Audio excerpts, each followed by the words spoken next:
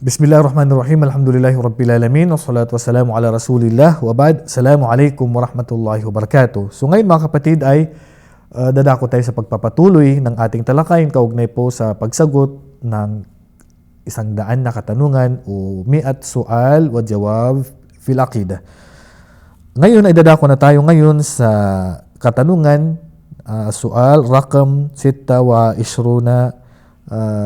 rakam su'al sa akidah. Ito yung katanong, ma hukmu du'a al-amwat? Ano ang hatol sa mga paghingi sa o pagdua, mananalangin ka sa mga namatay na? Kung mga inakala nila yung namatay, makakatulong sa kanila. Du'a al-amwat wa ghayrihim fima la yaqdiru alayhi illa Allah syirkun akbar. Kung mananalangin ka sa namatay, hindi naman niya may bibigay sa iyo, ang makapagbibigay lang sa iyo niya na yung Allah, ay mapapalabas ang tao sa Islam. Automatic yun. Mapapalabas ang tao sa Islam. Pang 27, hal yahtaju du'a Allah liwasitatil makhluqin? Kailangan mo pa ba magdua sa Allah na idadaan mo pa ba sa kanyang nilikha? La yahtaju du'a liwasitatil makhluq. Hindi mo kailangan dumaan sa sinuman. Ang Allah subhanahu wa ta'ala, hindi kailangan sinuman. Dumirekta ka na sa Allah. Wa idha salaka ibadi anni fa inni qaribun ujibu da'watad da'i idha da'an. Kapag tinanong ka ng aking alipin tungkol sa akin, sabihin mo sa kanila na ako ay malapit lang sa kanila. At tutugunin ko ang kanilang kahilingan. Ang sino mang umiling, kapag umiling sa akin, tutugunin ko. Hindi mo kailangan pang dumaan pa sa mga Diyos-Diyosan o mga nilikha ng Allah subhanahu wa ta'ala. Hal yastajibu al-amwatu lid-du'a? Makakasagot ba, makakatugon ba ang namatay ng dua natin? Al-amwatu la yastajibu nad-du'a o lid-du'a. Kailanman hindi makakasagot, makakarinig, maibibigyan ng mga namatay na ang dua natin. Sabi nga ng Allah subhanahu wa ta'ala, in tad'uhum la yasma'u du'aakum, at kung kayo manalangin sa kanila, hindi nila maririnig ang inyong panalangin. Walau sami'u, at kung marinig man nila yung dua ninyo, mastajabu lakum, hindi nila mabibigay ang inyong kahilingan.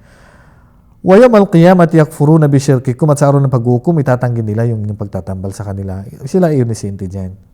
Pang 29 na katanungan, liman nadbahu wa nusalli? Para kanino tayo magkatay, mag-alay, at magsagawa ng sala?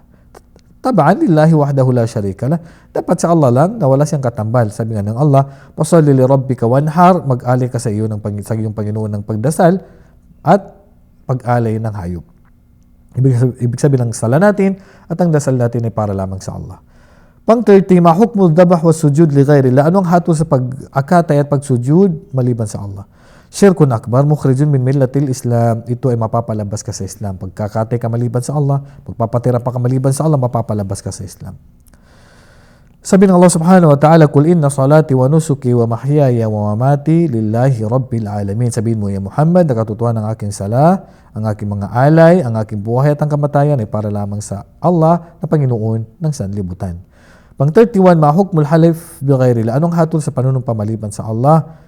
So, katulad manunumpa ka sa propeta o sa mga ninuno, yan ay syirkun asghar. Hindi pa naman napapalabas sa Islam. Sabi ng propeta sallallahu alaihi wasallam, man kana halifan falyahlib billah aw liyasmut. Ang sino mang manunumpa ay manumpa lamang sa Allah o tumahimik na lang. Pang 32, mal wajib 'alal muslim tujaha asma'illahi wa sifat? Anong obligado sa isang Muslim sa pangalan ng Allah at katangian niya? Ang obligado sa atin bilang isang Muslim ay isbatu ma asbata Allah li nafsi, ang paniwalaan mo kung anong binanggit ng Allah sa kanyang sarili. Wa asbatahu lahu rasuluhu, at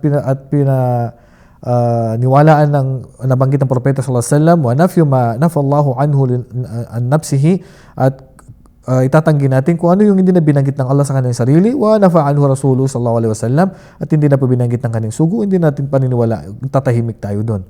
Wa min asma'i wa sifati subhanahu wa ta'ala min ghairi tahrifin wala ta'tilin wala takifin wala tamthil. At sa kabilang sa pangalan ng Allah at kanyang katangian, walang pag-alin tulad, walang pagbabago sa katangian nito, walang pagkalin tulad at igagaya mo sa iba. Ang kanyang pangalan ay naayon lamang at katangian ay naayon lamang sa kanyang pagkapanginoon. At walang pagkalin tulad sa kanyang anuman sa kanyang nilikha. Madalil min al-Quran ala anna sifatallahi la tusbihu sifatina? Anong dalil, katibayan sa Quran na ang patangian ng Allah hindi katulad ng katangian natin? Sabi ng Allah, laysa kamithlihi shay'un wa huwas samiul basir. Ang Allah ay walang kahalin tulad na anuman bagay at siya ay nakaririnig at nakakikita. At dito, susunod inshallah, papasukin natin ang madinok. Panghuli, madinok. Ano ang religion mo? Dini al-Islam. Ito ang pangalawang katanungan sa libingan. Ano ang religion mo? Ang sasagot natin ay ang Islam. Inna ad-dina indallah al-Islam. Ang religion lamang natatanggapin ng Allah ay ang Islam. Wallahu a'lam wa sallallahu ala nabiyina Muhammad wa ala alihi wa sahbihi ajma'in. Assalamu alaikum wa rahmatullahi wa barakatuh.